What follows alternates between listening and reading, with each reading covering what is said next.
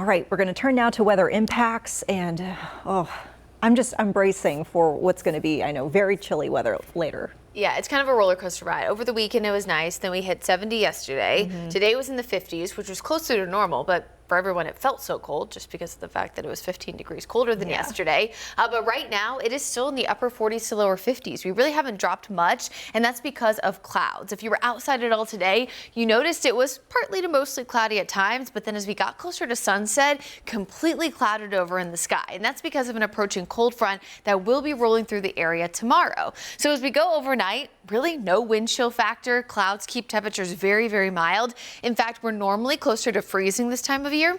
We'll wake up in the mid-40s, so really not too shabby as you kick off your Friday morning. However, we will have to watch two things. The first is a little bit of patchy fog, especially up in those mountain areas, and the second will be some snow. Now, it's not going to impact the Charlotte metro area, but as soon as we hit lunchtime, sunshine eventually returning to the Charlotte metro and snow starting to bubble up in areas just over the border in Tennessee, where there is officially a winter storm watch in effect. Currently, some areas above 3,500 feet in our local area closer to that winter weather advisory criteria, as they are going to see some measurable snow.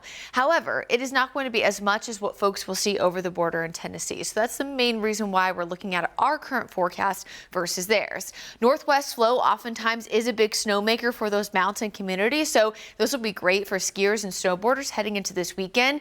Above 3,500 feet, not out of the question, couldn't see 2 to 4 inches, and even isolated spots closer to 6 for those areas above 4,500 feet. So we're talking closer to Sugar Mountain, Beach Mountain, and up toward Grandfather. Now for the Charlotte metro, of course, no snow. It's not nearly cold enough, but between about 3 and 8 p.m., there is a brief shower potential. So just be mindful of that if you do have plans to be out and about.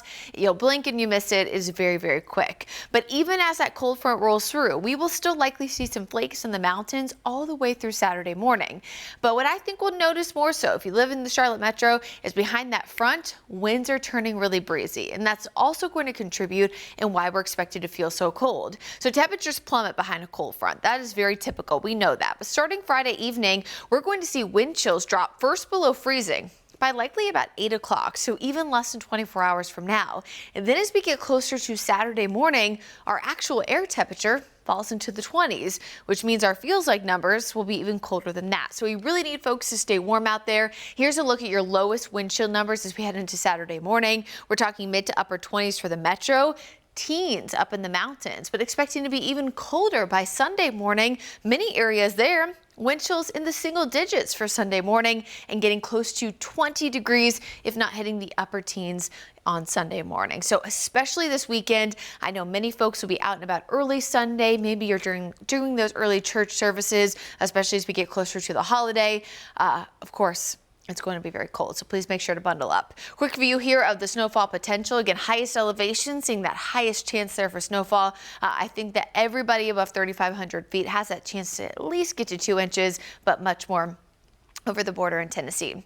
Here's your Guy Roofing 7-day forecast. So we're cold this weekend, a little bit warmer as we get toward the Christmas holiday next week. A few showers still expected for Christmas Day, but it does look like most of those are in the afternoon. Looks like we will see a better chance of rain as we wrap up the 10-day forecast and get close to the new year. All right, Brittany, thank you.